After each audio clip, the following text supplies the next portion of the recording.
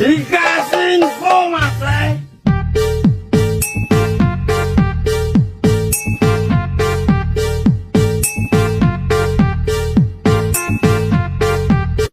Halo teman-teman, kita berjumpa lagi. Pada kesempatan kali ini kita akan mempelajari tentang unsur-unsur teks berita. Hari ini mengajarkan kita tentang kompetensi 3.1, yaitu mengidentifikasi unsur-unsur teks berita. Sebelum masuk ke materi, kita akan mengenal apa itu teks berita. Mari kita simak bersama-sama berikut penjelasannya.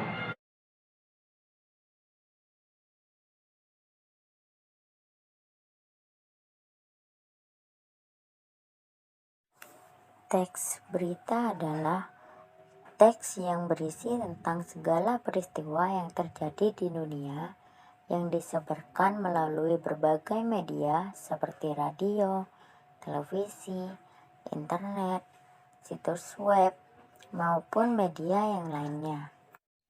Sebuah berita harus dapat dipertanggungjawabkan kebenarannya, aktual, informatif, dan objektif. Kualitas teks berita yang baik harus memenuhi kriteria unsur-unsur berita, yaitu 5W dan 1H.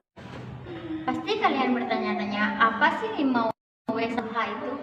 Mari kita simak penjelasannya berikut.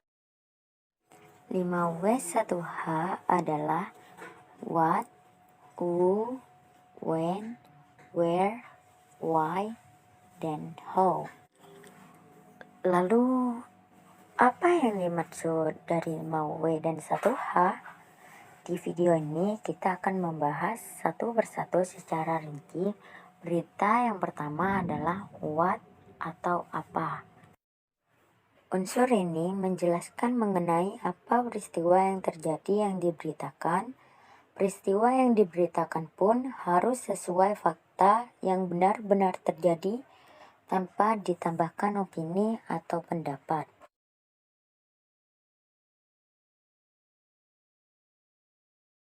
Contohnya, topik sebuah berita yaitu banjir menggenangi 5 distrik dan menewaskan 16 orang. Selanjutnya ada unsur who atau siapa. Unsur ini menjelaskan siapa saja yang terlibat dalam peristiwa yang diberitakan.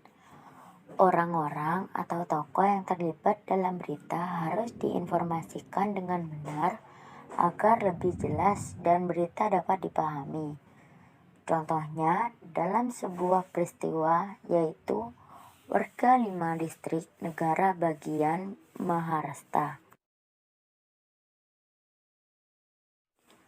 Berikutnya adalah when atau kapan. Unsur ini menjelaskan waktu terjadinya peristiwa yang sedang dibahas dalam berita.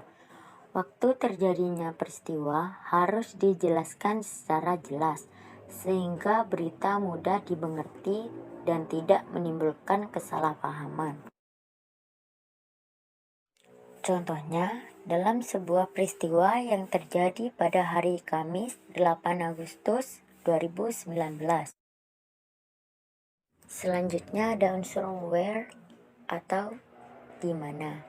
Unsur ini menjelaskan tentang di mana tempat terjadinya peristiwa dalam berita tersebut, agar tidak ada kesalahpahaman dalam menentukan lokasi tempat terjadinya peristiwa tersebut.